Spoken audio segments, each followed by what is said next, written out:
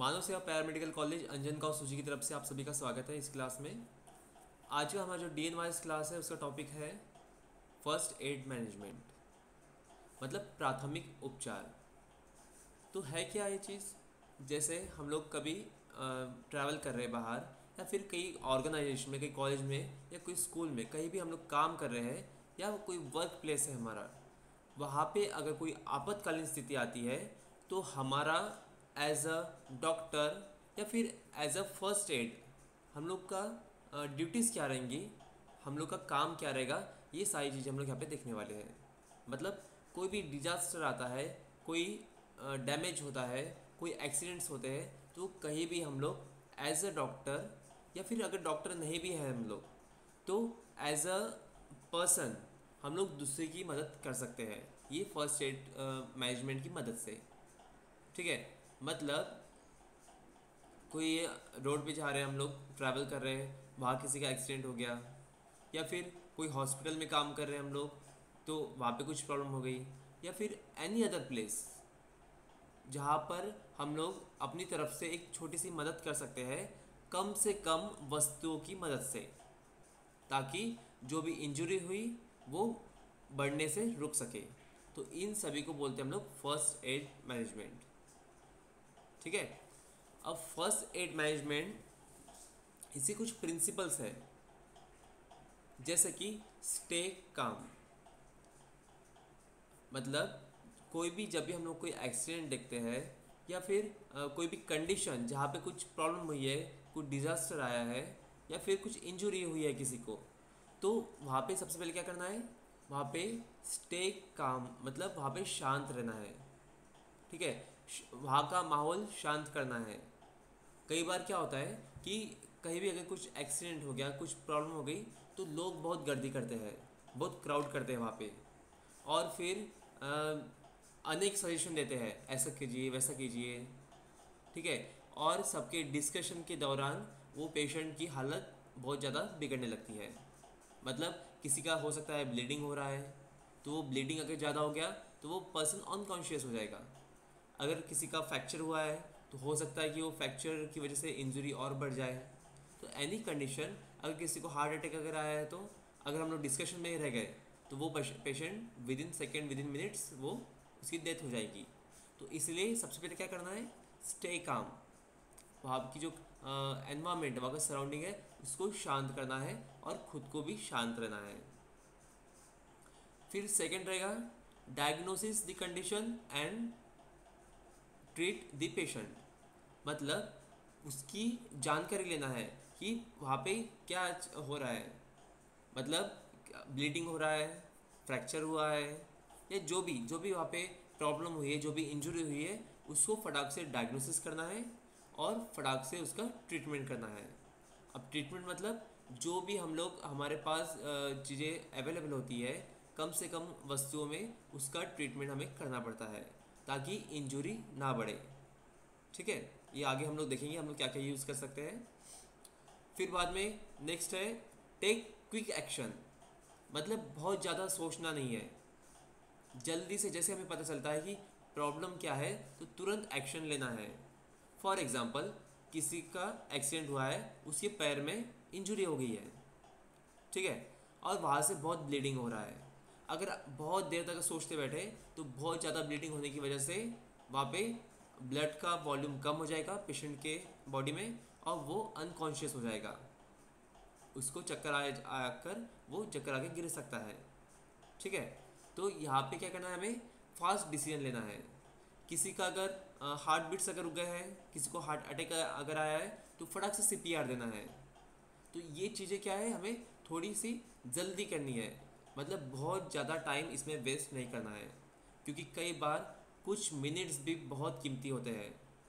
अगर किसी को हार्ट अटैक अगर आया है, जिससे हार्ट बीट्स अगर रुक गए, किसी ब्रीदिंग अगर रुक गई है, तो विद इन मिनट्स उसकी डेथ हो सकती है। तो इसीलिए हमें ऐसे कंडीशन में फास्ट एक्शन लेने पड़ते हैं। ठीक है, अब ये हो गए हमारे हमने क्या करना चाहिए।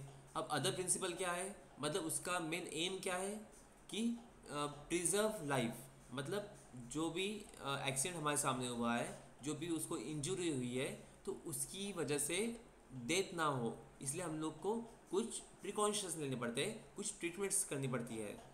मतलब हमारा मेन मोटो क्या है कि जो भी पेशेंट इंजोर हुआ है उसकी जान बचाना, प्रिजर्व लाइफ, क्योंकि छोटी छोटी ट्रीटमेंट से भी हम लोग किसी की जान बचा सकते हैं। ठीक है। फिर सेकेंड है प्रमोट रिकवरी।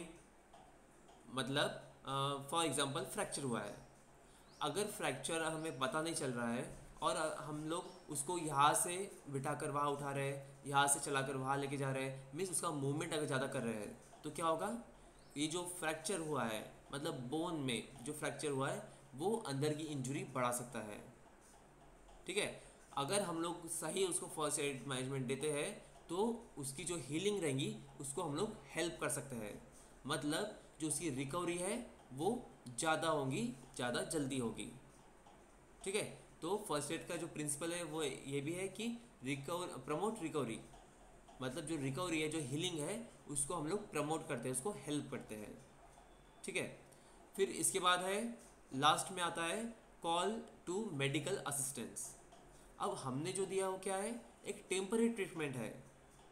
जैसे कि आपको एग्जांपल दिया हमने ब्लीडिंग का या फिर कोई फ्रैक्चर का, तो हमने क्या किया, इसका टेम्पररी इसका मैनेजमेंट किया है ताकि ज़्यादा इंजरी ना हो। लेकिन ये सब उसको जब भी हमें लगे कि बस ये अभी थोड़ा सा डेंजर से थोड़ा बाहर आ गया है, हमें तुरंत मेडिकल असिस्टेंट को कॉल करना है। जैसे कि हॉस्पिटल्स हो सकता है नियर बाय कहीं हॉस्पिटल हो, या फिर कॉल करना है एम्बुलेंस को। मतलब आजू बाजू में जितने भी लोग होंगे उनकी मदद लेकर, उनकी इंफॉर्मेशन लेकर जल्द से जल्द हमें मेडिकल असिस्टेंट को कॉल करना है। ठीक है। तो ये हुए प्रिंसिपल्स, और यही सब चीज़ें आते हैं फर्स्ट एडर के ड्यूटीज़। फर्स्ट एडर मतलब जो फर्स्ट एड मैनेजमेंट दे रहा है, जो फर्स्ट एड दे रहा है उसे बोलते हैं फर्स्ट एडर। तो उसी की ड्यूटी सेम यही पॉइंट्स आती है। जैसे कि वहाँ की कंडीशन नॉर्मल करना, सबसे पहले जहाँ भी एक्सीडेंट हुआ है वो वहाँ की कंडीशन को शांत करना, सब लोगों को बताना कि आप लोग शांत रहिए, थोड़ा दूर रहिए। फिर जल्दी से जल्दी डायग्नोसिस करके उसका पर्टिकुलर ट्रीटमेंट देना। जो भी हमें लग रहा है हमारे हिसाब से कि हम लोग उसको क्या कर सकते हैं पर्टिकुलर चीज़ के लिए, तो उसको फटाक से उसका एक्शन लेना है। ठीक है। फिर बाद में एंड में मेडिकल असिस्टेंट को कॉल करना है।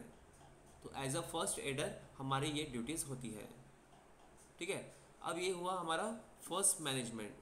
तो जब हम लोग ये आगे जब फर्स्ट मैनेजमेंट पढ़ेंगे, इसका जो पार्ट पढ़ेंगे, तो इसमें कई सारी चीज़ें हैं। अभी आपको मैंने एक एग्जांपल दिया है एक्सीडेंट का, तो वो हम लोग पढ़ेंगे एक्सीडेंटल कंडीशंस में। मतलब किसी का फ्रैक्चर हो गया है, किसी को बहुत ज़्यादा ब्लीडिंग हो रही है, किसी को हार्ट अटैक आ गया है, या फिर एनी अदर जो भी एक्सीडेंटल कंडीशन होती है वो हम लोग ये पार्ट में पढ़ेंगे। ठीक है। इसके अलावा ड्रोनिंग पढ़ेंगे हम लोग। ड्रोनिंग क्या है, मतलब पानी में डूबना। बहुत बार होता है ना, हम लोग समुद्र के पास जाते हैं, कहीं नदी के पास जाते हैं, या फिर कोई डैम है या जो भी पानी जहाँ पे सेटल है, वहाँ पे जमा है, तो ऐसे जगह पे डूबने की कंडीशंस ज़्यादा होती है, ऐसे केसेस ज़्यादा होते हैं। तो ड्रोनिंग के टाइम हमें क्या करना चाहिए, एज अ फर्स्ट एडर हमारी रिस्पॉन्सिबिलिटी क्या रहेगी। ठीक है। वो हम लोग पढ़ेंगे। फिर इसके बाद बर्निंग, अगर कोई जल गया है, होता है बहुत बार कि कहीं आग लग जाती है, कोई खुद को जला लेते हैं, कई सारी कंडीशंस होती है। तो बर्निंग में भी हम लोग क्या फर्स्ट एड दे सकते हैं वो हम लोग देखेंगे। फिर हैंगिंग, कोई सुसाइड करता है जैसे कि फांसी लेता है, तो ऐसे टाइम आप लोग जल्द से जल्द क्या कर सकते हैं, क्योंकि हमेशा फांसी लेने के बाद हमेशा पेशेंट जो भी मतलब जो भी व्यक्ति फांसी ले रहा है तो तुरंत उसकी डेथ नहीं होती है। अगर बहुत देर अगर वो हैंग होकर रह गया है तो उसकी डेथ होती है। लेकिन कई बार क्या होता है कि जब वो हैंग हो रहा है, फांसी ले रहा है, तभी हम लोग देख लेते हैं। तो ऐसे टाइम हम लोग क्या कर सकते हैं। ठीक है। ये चीज़ें हम लोग देखेंगे। अब ये सब क्या हुआ, इसकी कंडीशंस हुई, लेकिन इसको इसमें इस्तेमाल होने वाली चीज़ें भी देखेंगे हम लोग। जैसे कि टाइप्स ऑफ बैंडेज। बैंडेज आपने सुना होगा बहुत जगह, मतलब जो पट्टी होती है, जैसे कि कोई अगर इंजरी हुई है, कोई बर्न हो रहा है, तो उस पर बैंडेज लगाते हैं हम लोग। जब भी हम लोग ड्रेसिंग करते हैं उसके बाद बैंडेज लगाते हैं। कहीं अगर फ्रैक्चर हुआ है तो बैंडेज लगाते हैं। तो बैंडेज के बारे में पढ़ेंगे हम लोग। फिर स्प्लिंट के बारे में पढ़ेंगे। स्प्लिंट क्या होता है? स्प्लिंट मतलब इसे लकड़ी की कपची बोलते हैं। मतलब ये आर्टिफिशियल भी होता है और एक मैनुअल भी होता है। अगर सादा लकड़ी अगर आप ले रहे हो, मैनुअली उसको यूज़ कर रहे हो, तो वो मैनुअल स्प्लिंट हो गया। लेकिन आर्टिफिशियल मतलब जो मेडिकल स्टोर्स में मिलते हैं, जैसे कि ब्रेस होता है। आपने कई बार देखा होगा ना, किसी का अगर हाथ में अगर फ्रैक्चर हुआ है तो उसको सपोर्ट करने के लिए एक हैंड सपोर्टर आता है, ठीक है, उसको हम लोग स्प्लिंट बोलते हैं। किसी के अगर पैर में इंजरी है, फ्रैक्चर है, तो उसको भी बेल्ट्स आते हैं उसके, उसको भी हम लोग बोलते हैं स्प्लिंट। तो वो कितने प्रकार के होते हैं, उसका यूज़ क्या है, ये सारी चीज़ें हम लोग देखेंगे इसमें, ठीक है। तो ये हमारा फर्स्ट एड का पॉइंट। अब सबसे पहले हम लोग इसमें स्टार्ट करते हैं बैंडेज, क्योंकि सबसे जो मेन चीज़ है या फिर बहुत इजीली अवेलेबल जो चीज़ होती है वो होती है बैंडेज, मतलब पट्टी, ठीक है। अब बैंडेज में हम लोग देखने वाले हैं कि बैंडेज क्या है, फिर उसके कुछ की पॉइंट्स देखने वाले हैं। मतलब जब भी हम लोग बैंडेज अप्लाई करते हैं तो कौन सी चीज़ें हमने ध्यान में रखनी चाहिए वो देखेंगे हम लोग। फिर देखेंगे टाइप्स ऑफ बैंडेज, मतलब बैंडेज कितने प्रकार के होते हैं। फिर पर्टिकुलर एक बैंडेज का यूज़ क्या है, कहाँ पे यूज़ करना है, कौन सी कंडीशन में यूज़ करना है वो देखेंगे। और फिर उसका प्रोसीजर देखेंगे, मतलब कैसे यूज़ करना है, ठीक है। तो ये हमारा आज का टॉपिक रहेगा बैंडेज। तो फर्स्ट एड में सबसे पहले हम लोग आज स्टार्ट करें बैंडेज। तो बैंडेज होता क्या है? एक ये पट्टी है जो कई प्रकार की, कई आकार की होती है, जो बहुत से कंडीशन में यूज़ होती है। अगर उसका डेफिनेशन अगर हम लोग बोलेंगे तो होता है a bandage is a material, a bandage is a material which supports to medical device such as splint or dressing, or to support to resistance the movement of part of the body। मतलब इसका meaning क्या हुआ कि bandage क्या है? एक material है, एक टुकड़ा है जो मेडिकल डिवाइस को सपोर्ट कर रहा है। मेडिकल डिवाइस कौन से है? जैसे कि ड्रेसिंग, जब भी हम लोग को कहीं इंजरी होती है तो उसके ऊपर हम लोग ड्रेसिंग करवाते हैं। तो ड्रेसिंग की, अब ड्रेसिंग कैसे करते हैं? फॉर एग्जांपल यहाँ पे फोरहेड में मार लगा है, तो क्या करेंगे? उसको पहले कॉटन से डेटॉल लेकर साफ़ कर देंगे, वहाँ पे कोई ट्यूब लगाएंगे, ठीक है। एंटी बैक्टीरियल कुछ ट्यूब्स आती है वो लगाएंगे ताकि इन्फेक्शन ना हो, एंटी फंगल होती है, ओके। फिर बाद में वहाँ पे कॉटन रख कर फिर उसके ऊपर हम लोग बैंडेज लगाएंगे। सिर्फ कॉटन रख कर छोड़ते हैं क्या हम लोग? नहीं, उसको हम लोग उसके ऊपर बैंडेज लगाते हैं, ठीक है। तो ये क्या कर रहा है? ड्रेसिंग को सपोर्ट कर रहा है। उसके साथ साथ स्प्लिंट, जैसे कि जो मैनुअल स्प्लिंट होती है तो उसको हम लोग सपोर्ट करते हैं। फॉर एग्ज़ाम्पल ये हमारा पैर है, मतलब जो भी पेशेंट है हमारे सामने जिसका भी एक्सीडेंट हुआ है उसका फॉर एग्ज़ाम्पल ये पैर है, और ये जो बीच का जो जॉइंट है ये फॉर एग्ज़ाम्पल उसका नी है, मतलब घुटना है। अगर यहाँ पे कुछ फ्रैक्चर अगर हुआ तो हमें क्या करना पड़ेगा? ये पैर को स्ट्रेट रखने की कोशिश करनी पड़ेगी, ठीक है। क्योंकि क्या होगा, जब ये अगर यहाँ पे फ्रैक्चर अगर होता है और वो बार बार अगर वो व्यक्ति उसको फोल्ड कर रहा है नी से, तो क्या होगा? यहाँ पे जो बोन्स है वो आपस में टकराएंगी, मतलब घर्षण होगा। और जितना ज़्यादा घर्षण होगा तो वहाँ की जो सॉफ्ट टिश्यू है वो ज़्यादा डैमेज होंगे। तो हमें करना क्या है? अब जो स्प्लिंट, जो आर्टिफिशियल स्प्लिंट बताया मैंने, वो तो मेडिकल स्टोर में अवेलेबल रहेंगी। लेकिन अगर आप लोग कोई बाहर गांव जा रहे हैं, कोई जंगल एरिया है, या फिर ऐसे कोई गांव में आप हो जहाँ पे आर्टिफिशियल स्प्लिंट अवेलेबल नहीं है, लेकिन आपको उसको सपोर्ट तो करना ही है, तो आप लोग क्या करेंगे? जैसे फॉर एग्जाम्पल ये पैर है, तो इसी साइज़ के आप लोग दो लकड़ी लेंगे, कमची जिसे हम लोग बोलते हैं, या फिर कोई रॉड ले सकते हैं, कोई पाइप ले सकते हैं, और इसके दोनों साइड उसको रख कर उसको बांध देंगे बैंडेज से, ठीक है। ताकि यहाँ पे जो मूवमेंट होने वाला है वो मूवमेंट ना हो, ठीक है। फिर बाद में मेडिकल असिस्टेंट बुलाकर फिर आप उसे रेफ़र कर सकते हो मेडिकल में, ओके। अब यहाँ पे बैंडेज अगर अवेलेबल नहीं भी है तो हमारे पास कोई रुमाल होता है, कोई कपड़ा होता है, उससे भी हम लोग बांध सकते हैं। ठीक है, तो ये हुआ स्प्लिंट, मैनुअल स्प्लिंट। तो इसको भी सपोर्ट करता है बैंडेज। फिर इसके अलावा जैसे कि आपको बताया मैंने कि अगर कोई भी इंजर हुआ है तो उसके बॉडी जो पार्ट है उसके मूवमेंट को वो रेजिस्ट करता है, उसको रिस्ट्रिक्ट करता है, उसको रोकता है। अब जैसे यहाँ पे ये घुटना है, लेकिन अगर हो सकता है यहाँ बीच में कहीं डैमेज है, तो अगर यहाँ पे अगर छोटा सा अगर फ्रैक्चर अगर हुआ है और उसको अगर ज़्यादा मूवमेंट अगर मिल रहा है तो क्या होगा, वहाँ पे फ्रैक्चर बढ़ने की संभावना होती है। अब देखिए मैक्सिमम आपने सुना होगा हेयर लाइन फ्रैक्चर होता है। हेयर लाइन मतलब क्या है, हमारा जो हेयर है, हमारे जो बाल है, उस उतना से बारीक फ्रैक्चर होता है। कई बार अगर जोर से कहीं झटका लग गया है, या पैर पे अगर गाड़ी गिर गई है, या कोई अदर जो भारी वस्तु अगर पैर पे अगर गिर गई है, तो ज़्यादातर क्या होता है, हेयर लाइन फ्रैक्चर होता है, मतलब बहुत माइनर फ्रैक्चर होता है। लेकिन अगर उसको सपोर्ट ना किया जाए, उसको अगर ठीक से ट्रीटमेंट ना किया जाए, तो फ्रैक्चर बढ़ सकता है, वो मेजर फ्रैक्चर हो सकता है। ओके, तो ऐसे टाइम आप लोग इस स्प्लिंट का यूज़ कर सकते हैं। मतलब आप लोग क्या कर रहे हैं, जो बोन जहाँ पे फ्रैक्चर हुआ है उसके मूवमेंट को रोक रहे हैं, उसको रिस्ट्रिक्ट कर रहे हैं। ठीक है, तो ऐसे टाइम भी हमें बैंडेज का काम पड़ेगा। तो बैंडेज क्या हुआ, बैंडेज ऐसा एक मटेरियल है जो ड्रेसिंग को भी मदद कर रहा है, हेल्प कर रहा है, स्प्लिन को भी हेल्प कर रहा है, या फिर जो बॉडी पार्ट जहाँ पे फ्रैक्चर हुआ है, जहाँ पे डैमेज हुआ है, उसके मूवमेंट को भी वो रोक रहा है। तो वो है बैंडेज। ठीक है, अभी हमने देख लिया बैंडेज क्या है।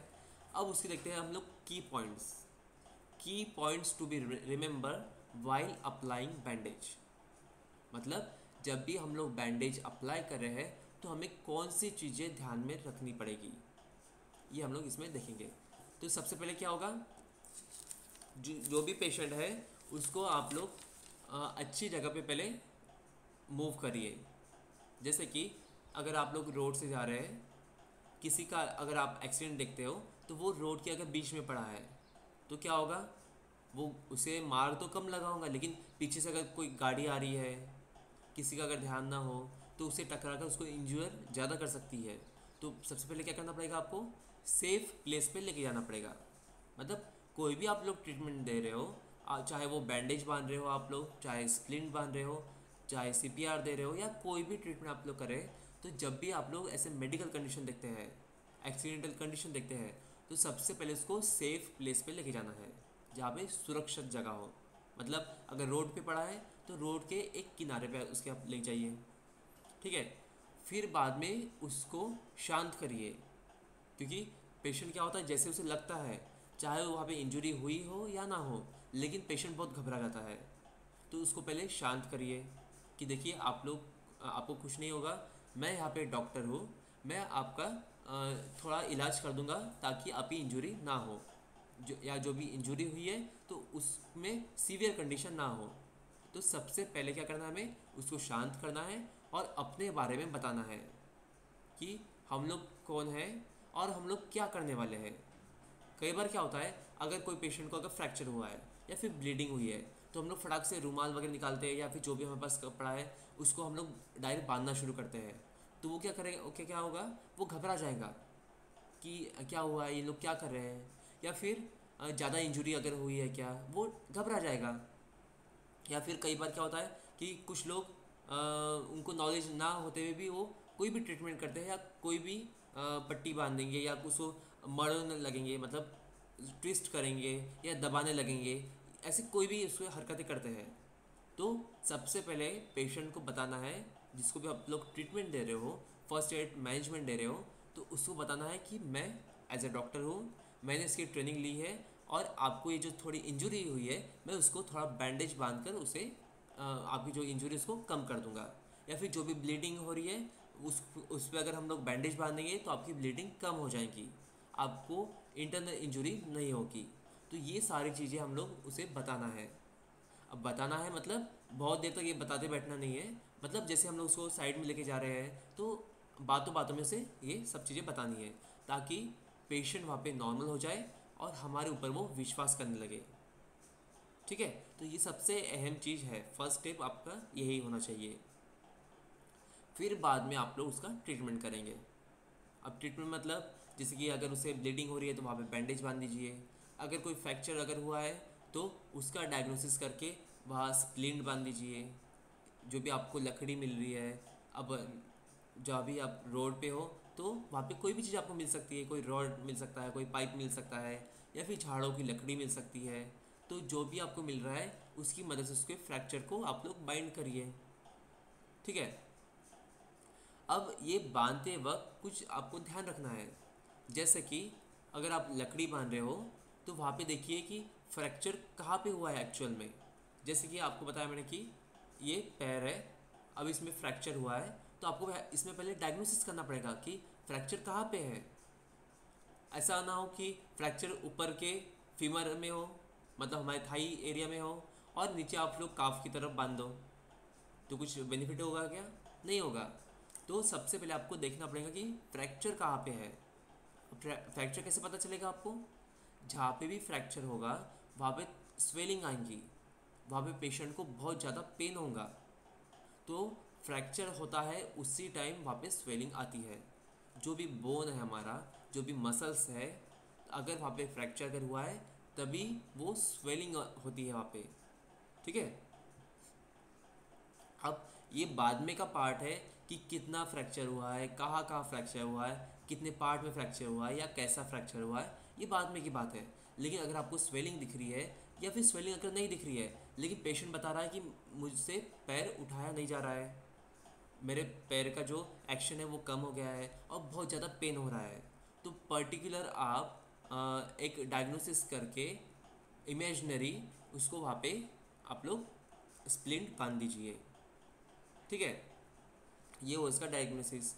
अगर ब्लीडिंग हो रही है तो वहाँ पे फटाक से जो भी आपके पास रूमाल होंगी, या फिर कोई बैंडेज अगर होगा, या फिर जो भी किसी पास कपड़ा अगर होगा तो वो बांध दीजिए, ताकि ब्लीडिंग कम होने की वजह से उसका जो डेथ रिस्क है वो कम हो जाए। कि मैक्सिमम क्या होता है, ब्लीडिंग की वजह से ही डेथ हो जाती है। बहुत अगर ब्लीडिंग हो गया तो पेशेंट अनकॉन्शियस हो जाता है और वो हॉस्पिटल पहुंचने तक उसकी डेथ हो जाती है। तो ब्लीडिंग अगर हो रहा है तो पर्टिकुलर उस पर चीज़ करिए। फिर उसके साथ साथ जब भी आप लोग बैंडेज बांध रहे हैं तो अगर पैर में अगर फ्रैक्चर हुआ है, जैसे कि अगर ये पैर है, तो आप लोग जब इसको बैंडेज करेंगे तो जो नीचे की उंगलियां होती है जिसे हम लोग टोज बोलते हैं, पैरों की पंजों की जो उंगलियां होती है, उसको कभी बैंडेज नहीं करना है, उसको कभी नहीं बांधना है। उसके ऊपर से जहाँ से हम लोग एंकल है एरिया, उसकी बात आप लोग उसका बैंडेज कर सकते हैं। या फिर अगर अगर हाथ में अगर है तो हाथ में भी हम लोग रिस्ट के पास से बैंडेज करना शुरू करेंगे, हाथ की उंगलियों को बैंडेज नहीं करेंगे। क्यों? इसके पीछे क्यों रीज़न है? क्योंकि जब भी हम लोग बैंडेज करते हैं तो बैंडेज करते वक्त हम लोग पहले चेक करते हैं कि इसके जो हाथों की उंगलियां है या फिर पैरों की उंगलियां है उसमें सेंसेशन है क्या, ब्लड सर्कुलेशन ठीक से हो रहा है क्या। ओके, क्योंकि अगर हाथ में अगर फ्रैक्चर हुआ है, फॉर एग्जांपल ये हाथ है, ठीक है, और ये हमारा रिस्ट एरिया है, अगर इतने में कहीं अगर फ्रैक्चर अगर हुआ है या फिर कुछ ब्लॉकेजेस हुए हैं या फिर कोई हमारे आर्टरी वेन इसमें अगर डैमेज हुआ है, तो क्या होगा, आगे हमारे रिस्ट के या हमारे जो पाम्स होते हैं हाथ की तरफ ब्लड सर्कुलेशन रुक जाएगा या फिर कम हो जाएगा। ऐसे में हमारे हाथ की उंगलियां नीली पड़ने लगेंगी। ठीक है, उसमें सेंसेशन नहीं रहेगा। तो ये सब चीज़ें चेक करने के लिए हमें कभी भी हाथ की उंगलियों को नहीं बांधना है। अगर हाथ में अगर फ्रैक्चर है फोर आर्म्स में, आर्म्स में, तो हमें हाथ की उंगलियों को नहीं बांधना है। ये इसका एक कारण है। ठीक है, सेम उसी तरह पैर में अगर फ्रैक्चर है वहाँ अगर आप लोग बांध रहे हैं तो सेम हम लोग पैर की उंगलियों से हम लोग चेक करते हैं कि सेंसेशन है क्या, ब्लड सर्कुलेशन ठीक से हो रहा है क्या, ये सारी चीज़ें हम लोग चेक करते हैं। अब ये हुआ एक कारण। दूसरा कारण क्या है कि पहले आपने चेक कर लिया बैंडेज बांधने के पहले, लेकिन बैंडेज बांधने के बाद भी आपको एक बार चेक करना पड़ता है, क्योंकि अगर हम लोग बैंडेज बहुत ज़्यादा फिट अगर बांध रहे हैं तो वहाँ पे सर्कुलेशन रुक सकता है, ब्लड फ्लो रुक सकता है। तो बैंडेज बांधने के बाद भी आपको एक बार चेक करना है। इसीलिए आपको हाथ की उंगलियां हो या फिर पैर की उंगलियां उसको बैंडेज नहीं करना है, उसको कवर नहीं करना है। ठीक है, अब ये हुआ हमें क्या प्रिकॉशंस रखने हैं। अब बैंडेज जब आप लोग बांधते हो तो हमेशा याद रखिए कि नीचे से ऊपर की ओर आपको बांधना है।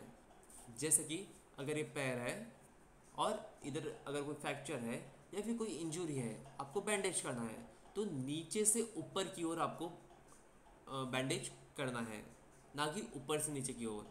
क्योंकि अगर इधर बैंडेज है, अगर इधर इंजरी है और आपने अगर ऊपर से नीचे तक अगर उसे रैप करते लाया तो क्या होगा, यहाँ पे जो नीचे की ओर है वहाँ पे ब्लड का एक्यूमुलेशन ज़्यादा हो जाएगा, रक्त जो है वो वहाँ पे जमने लगेगा और जिसकी वजह से स्वेलिंग बढ़ सकती है।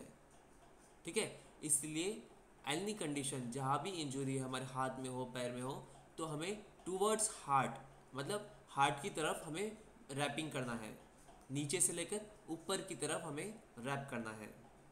ठीक है, और रैप करते टाइम ये ध्यान रखें कि वो बहुत ज़्यादा टाइट ना हो।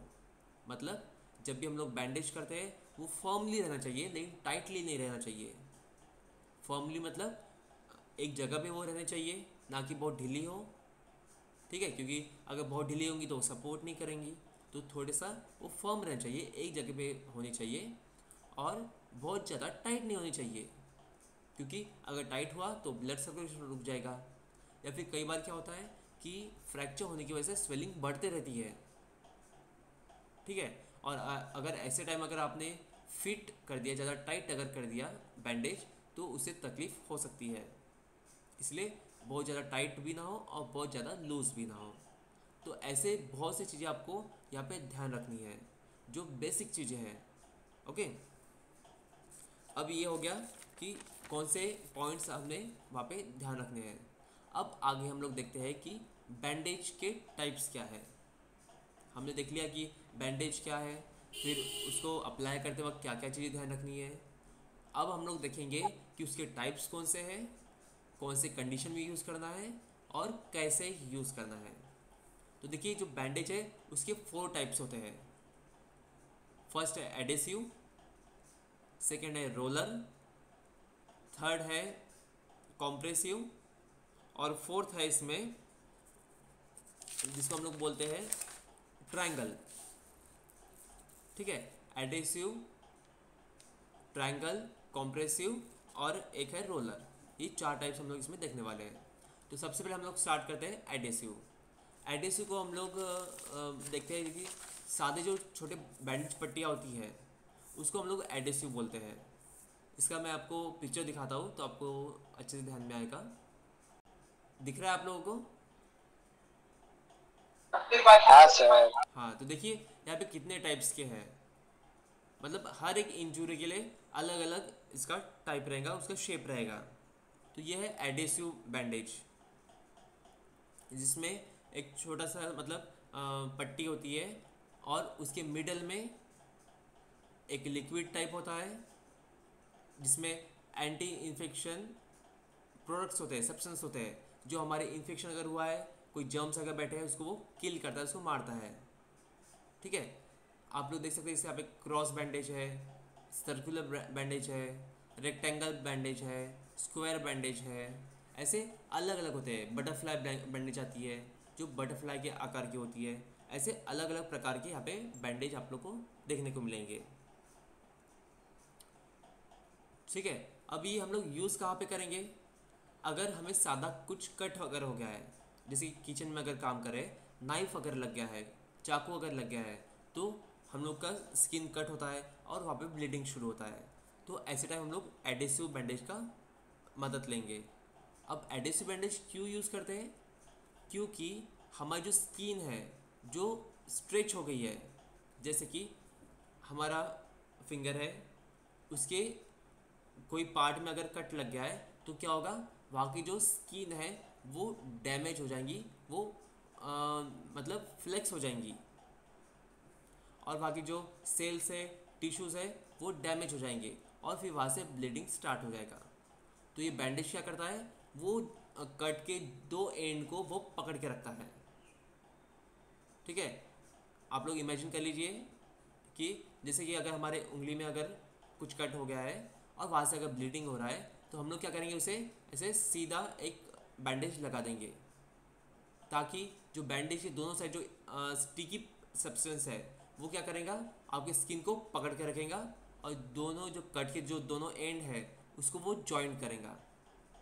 ठीक है, ताकि हीलिंग अच्छे से हो, जो ब्लीडिंग हो रहा है वो स्टॉप हो जाए, और जो अंदर टिश्यूज़ का सेल्स का जो डैमेज हो रहा है उसको वो रोक दे। ठीक है, अब इसके साथ साथ अगर बाकी कोई, जैसे फॉर एग्जांपल फोरहेड पे अगर आपको लग गया है, कुछ इंजरी हो गई है, तो वहाँ पे हम लोग क्या करेंगे, कुछ ड्रेसिंग करेंगे। जैसे बहुत ज़्यादा कट अगर हो गया है तो वहाँ पे क्या करते हैं, पहले ड्रेसिंग करते हैं। जैसे कि कॉटन की मदद से हम लोग उसको साफ़ करेंगे, डेटॉल लगाएंगे, कुछ क्रीम्स आती है वो लगाएंगे, उसके बाद कॉटन रख के उसके ऊपर टेप मार देंगे। तो ऐसी जगह पे हम लोग जो क्रॉस बैंडेज होता है, क्रॉस बैंडेज होता है वो हम लोग वहाँ पे यूज़ करेंगे। ठीक है, अब अगर बहुत ज़्यादा जो कट है वो बहुत ज़्यादा हो गया है, जैसे कि हमारा फोरहेड के बीच में, तो ऐसे में क्या होता है, यहाँ पे स्ट्रेच होते रहता है। और अगर यहाँ पे कट अगर बहुत ज़्यादा हो गया तो ऐसे में हम लोग बटरफ्लाई बैंडेज यूज़ करेंगे। बटरफ्लाई बैंडेज कैसा होता है, तितली के आकार का, मतलब ये स्किन को ऐसे पकड़ के रखेगा। ठीक है, अगर ये फ्लेक्स अगर हो रहा है तो बटर बैंडेज क्या करेगा, वो उसको पकड़ के रखेगा। वो जो स्किन फ्लेक्स हो रही है, स्ट्रेच हो रही है, उसको वो रोकेगा। तो ऐसे मतलब अलग अलग कंडीशंस में, डिपेंडिंग ऑन द कंडीशन, अलग अलग हम लोग बैंडेज का यूज़ कर सकते हैं। अभी ब्लीडिंग को रोकेगा, जो आगे टिश्यूज़ का डैमेज है उसको रोकेगा। इसके साथ साथ अगर कोई डर्ट पार्टिकल है उसको, उसकी एंट्री को भी रोकेगा। जैसे कि अगर हम लोग बाहर जा रहे हैं तो बाहर डस्ट पार्टिकल है, जर्म्स है, तो इन सब की एंट्री भी रोकेगा। ठीक है, तो इसीलिए हम लोग यहाँ पे एडिसिव बैंडेज का यूज़ करते हैं। ठीक है, तो ये हुआ एडिसिव बैंडेज। सेकेंड टाइप हम लोग देखते हैं ट्रायंगुलर बैंडेज, मतलब ये त्रिकोण आकार का होता है। ठीक है, इसका यूज़ कहाँ पे होगा, जैसे कि अगर हाथ का अगर फ्रैक्चर अगर हो गया है तो उसको सपोर्ट करने के लिए। ठीक है, बहुत सी बार आपने देखा होगा कि जब भी हाथ का फ्रैक्चर होता है तो एल्बो में इसे बांधकर गले से लटकाते हैं, तो ये होता है ट्रायंगुलर बैंडेज। मतलब बोन फ्रैक्चर है, कोई जॉइंट फ्रैक्चर है, तो ऐसे टाइम हम लोग ट्रायंगुलर बैंडेज यूज करते हैं। अब इसे यूज कैसे करना है, आपको इसे पिक्चर दिखाता हूं मैं, ज्यादा अच्छी तरह से आपको समझ में आएगा। तो देखिए ये यहाँ पे दिखा रहे हैं कि ट्रायंगुलर बैंडेज कैसे यूज करते हैं। इतने टाइप से आप लोग ट्रायंगुलर बैंडेज यूज कर सकते हैं। अगर आपके रिस्ट में अगर कुछ मोच अगर आ गई है, जिसे हम लोग स्प्रेन बोलते हैं, ओके, या फिर हमारे एल्बो में कुछ फ्रैक्चर हो गया है, या फिर फोर आर्म्स में फ्रैक्चर अगर हुआ है, तो उसको सपोर्ट देने के लिए ये ट्रायंगुलर बैंडेज का यूज किया जाता है। अभी बैंडेज बांधने के कई सारे टाइप्स है, वो अब जब हम लोग ऑफलाइन क्लास लेंगे तब हम लोग उसको देखेंगे। ठीक है, इसको कैसे बांधा जाता है, उसके टाइप्स कैसे होते हैं, वो हम लोग ऑफलाइन क्लास जब होंगे तब हम देखेंगे। ठीक है, तो जब भी हम लोग का अगर सिर्फ इतना ध्यान रखिए कि अगर एल्बो का अगर फ्रैक्चर है, कोई जॉइंट का फ्रैक्चर है, कोई जैसे कि रिस्ट है उसका अगर फ्रैक्चर है, तो ऐसे टाइम हम लोग ट्रायंगुलर बैंडेज का यूज करते हैं। ओके, अब हमेशा अब ट्रायंगुलर बैंडेज ये मेडिकल शॉप्स में आपको मिलते हैं, लेकिन अगर ये अगर कहीं बाहर अगर आप हो जहाँ पे मेडिकल शॉप नहीं है, ऐसे अगर आपको यूज करना है तो आप लोग अपना स्कार्फ या रुमाल यूज कर सकते हो। होता है ना कि हमारे जैसे रुमाल अगर स्क्वायर में है, उसको हम लोग त्रिकोण करके उसका यूज हम लोग कर सकते हैं। ओके, तो ये है ट्रायंगुलर बैंडेज। नेक्स्ट टाइप है, उसे कहते हैं हम लोग रोलर बैंडेज। मतलब ये रोल करते हैं, कोई भी जो भी पार्ट में डैमेज हुआ है, जो भी पार्ट में इंजरी हुई है उसमें वो रोल करते हैं, इसलिए इसको रोलर बैंडेज बोलते हैं। अब रोलर बैंडेज दो टाइप के होते हैं, एक होता है गॉज बैंडेज और एक होता है क्रिप बैंडेज। ठीक है, रोलर बैंडेज मतलब एक नेट मतलब जालीदार ये बैंडेज होता है, इसका भी पिक्चर आपको दिखाता हूं मैं। मतलब ये जो बैंडेज होता है वो थोड़ा जालीदार होता है, ताकि जो भी आप लोग पार्ट को ये कवर कर रहे हैं कॉच बैंडेज से, तो उसको हवा मिल सके, वहां पे वेंटिलेशन रह सके, और उस जो भी इंजुरी है हमारी, उसके आजू बाजू के एरिया के जो भी मॉइस्चर है उसको वो एब्जॉर्ब कर सके, इसलिए इसे बोलते हैं गॉज बैंडेज। ठीक है। जैसे कि अगर हमारे स्कैल्प में, मतलब सिर के ऊपर अगर कुछ डैमेज हुआ है, इंजुरी हुई है, तब इसका हम लोग यूज करेंगे। ऐसे देखा ना, कई कई लोगों को आपने देखा होगा कि जब भी हेड इंजुरी होती है तो उन्हें पूरे चेहरे पे ऐसे ये पट्टी से राउंड करते हैं, रैप करते हैं। तो वो कौन सा बैंडेज होता है? वो गॉज बैंडेज होता है। ठीक है। अब सेकेंड टाइप है इसका क्रिप बैंडेज। तो ये है क्रिप बैंडेज, इसको इलास्टिक क्रिप बैंडेज भी बोलते हैं। मतलब ये क्या कर रहा है कि जो भी हमारा जॉइंट में तकलीफ है, या फिर हाथ में कहीं जो फ्रैक्चर है, तो वहां पे क्या करेगा, सेमी प्लास्टर जैसे काम करेगा, जिसे हम टेम्पररी प्लास्टर भी बोल सकते हैं। मतलब दो बोन को ये जॉइंट करने का मदद करेगा। ठीक है। जैसे कि अगर ये आपका पैर है और इसके बीच में यहाँ पे कहीं फ्रैक्चर हो गया है, या फिर हमारे नी में, मतलब घुटने में अगर फ्रैक्चर अगर हुआ है, तो क्या करेंगे हम लोग, क्रीप बैंडेज का यूज करेंगे, ताकि ये जो फीमर है, मतलब हमारा जो थाई बोन है और जो काफ बोन है, जिसे हम लोग टिबिया फिबुला बोलते हैं, वो दोनों को जॉइंट रखने के लिए, उस दोनों को पकड़ के रखने के लिए हम लोग क्रीप बैंडेज का यूज करते हैं। ठीक है। तो ये कहाँ कहाँ पे यूज होगा? जैसे कि आपको बताया मैंने, गॉज बैंडेज का यूज कहाँ पे होगा?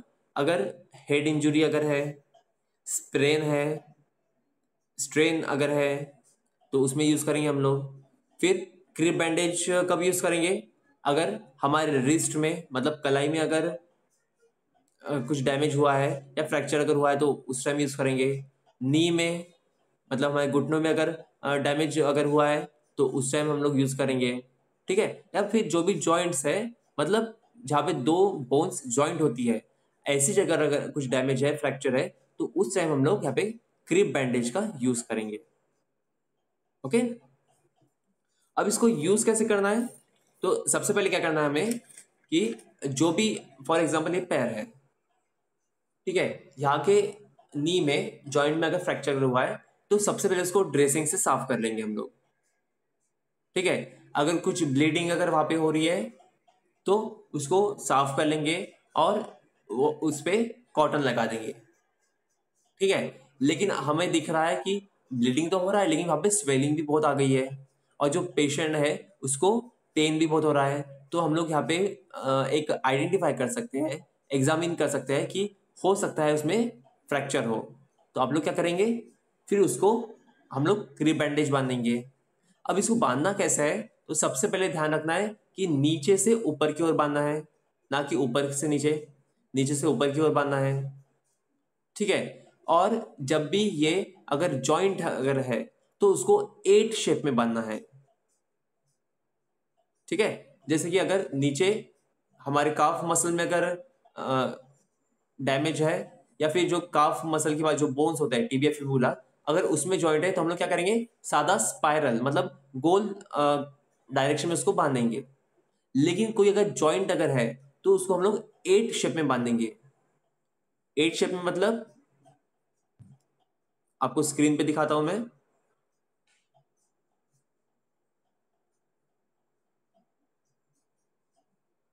फॉर एग्जाम्पल हमारा ये पैर है, ये हमारा नी है, और यहाँ पे अगर डैमेज अगर हुआ है, तो क्या करेंगे हम लोग, ये जो क्रीप बैंडेज है उसको एट की शेप में बांधेंगे, मतलब ऐसे।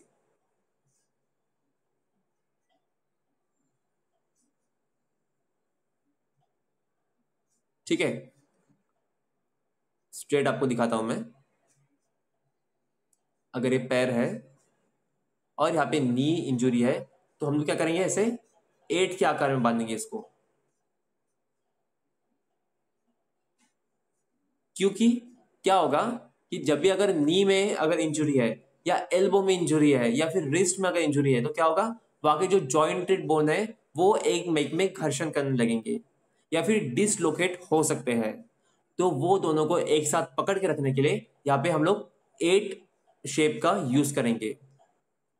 ठीक है, तो ये चीज हमेशा ध्यान रखना है कि जब भी हम लोग बैंडेज बांध रहे हैं, अगर वो अदर पार्ट्स में है जहाँ पे जॉइंट्स नहीं है तो आप लोग स्पाइरल में मतलब गोल डायरेक्शन में, सर्कुलर डायरेक्शन में उसको बांध सकते हैं। लेकिन जहाँ पे अगर जॉइंट अगर है तो वहां पे अगर कुछ इंजुरी अगर हुई है तो आपको 8 शेप में बांधना है, ताकि वो जॉइंट पे जो दो बोन्स जॉइंट हो रहे हैं वो डिसलोकेट ना हो, मतलब जगह से हटना नहीं चाहिए वो। क्योंकि अगर वहां जगह से हट जाएगा तो क्या होगा, वो कंप्लीट डैमेज हो सकता है, या फिर अगर उसमें घर्षण अगर हो रहा है तो क्या होगा, वहां के जो सॉफ्ट टिश्यू होते हैं वो वहां पे डैमेज हो सकते हैं। ठीक है, तो इसलिए हम लोग जहां पे भी स्प्रेन हो रहा है, स्ट्रेन हो रहा है, ऐसी जगह हम लोग इसको यूज कर सकते हैं। जैसे कि कलाई में, हमारे रिस्ट में मोच आती है, कोई चीज अगर हम झटके से उठाते हैं तो उससे उस दौरान मोच आती है, या फिर चलते वक्त अगर पैर अगर मुड़ गया तो उस टाइम मोच आती है। ठीक है, तो ये पार्ट्स का क्या है, ये स्प्रेन और स्ट्रेन है। अब देखिए, स्ट्रेन और स्प्रेन आपको मैंने प्रीवियस लेक्चर में बताया था। सिंपल इसको ध्यान कैसे रखेंगे हम लोग, स्प्रेन क्या है, ऐसा बैंड ऑफ टिश्यू जो मसल से मसल को जोड़ता है। मतलब जो टिश्यूज होते हैं ना, जो मसल से मसल को जोड़ते हैं, बोन से मसल को जोड़ते हैं, तो ऐसे टिश्यूज जो मसल से मसल को जोड़ते हैं उसको बोलते हैं टिश्यूज, कनेक्टिव टिश्यूज। ठीक है, और इसकी जब इंजुरी होती है तो उसे बोलते हैं हम लोग स्प्रेन। ठीक है, ये हो गया एक पार्ट। सेकेंड पार्ट, ऐसे बैंड ऑफ टिश्यू जो मसल से बोन को जोड़ते हैं उसको बोलते हैं हम लोग टेंडन, TENDON, टेंडन। और जब उसकी इंजुरी होती है तो उसे हम लोग बोलते हैं स्ट्रेन। ठीक है, तो ये डिफरेंस है स्ट्रेन और स्प्रेन में। तो आपको जब भी अगर कोई चीज अगर टर्म्स क्लियर करना है तो आप लोग ऐसे ध्यान में रख सकते हैं। ठीक है, तो ये दोनों कंडीशन में ये बैंडेज हम लोग यूज कर सकते हैं। अब ये हो गया रोलर बैंडेज।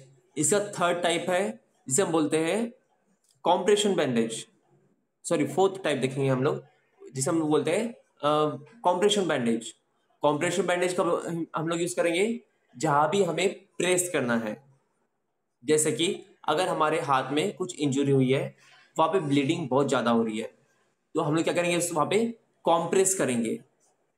कॉम्प्रेस कैसे करेंगे, सबसे पहले वहां पे ड्रेसिंग करके कॉटन लगा देंगे, वहां पे सादा गॉज बैंडेज बांध देंगे, और उसके बाद ये जो कॉम्प्रेशन बैंडेज है उसको लगाएंगे, ताकि प्रेस की वजह से जो इंजुरी पार्ट है वो दब जाए और ब्लीडिंग रुक जाए। ठीक है, अब इसके साथ साथ पैर में अगर मोच है, हाथ में अगर मोच है, तो ऐसे टाइम भी कॉम्प्रेशन बैंडेज हम लोग यूज करते हैं। या फिर वेरिकोज वेन अगर है तो उस टाइम भी हम लोग यूज करते हैं। वेरिकोज वेन मतलब कुटिल शिराएं, हिंदी में कुटिल शिराएं बोलते हैं। मतलब ये मैक्सिमम काफ मसल में होता है, ज्यादा स्टैंडिंग होने की वजह से, ज्यादा वॉकिंग की वजह से ये नीचे ब्लड एक्यूमुलेट होने लगता है, जमा होने लगता है, जिसकी वजह से हमारे पैर की नसें हरी नीली होने लगती है, जिसे हम लोग वेरिकोज वेन बोलते हैं। तो ऐसे टाइम भी हम लोग एक कॉम्प्रेशन बैंडेज का यूज करते हैं। ठीक है, तो ये यहाँ पे 4 टाइप हुए हमारे बैंडेज के। फर्स्ट था एडेसिव, सेकेंड था ट्रायंगुलर, थर्ड था रोलर, और फोर्थ था कॉम्प्रेशन। मानव सेवा पैरामेडिकल कॉलेज अंजनगांव सूरी की तरफ से आप सभी का धन्यवाद।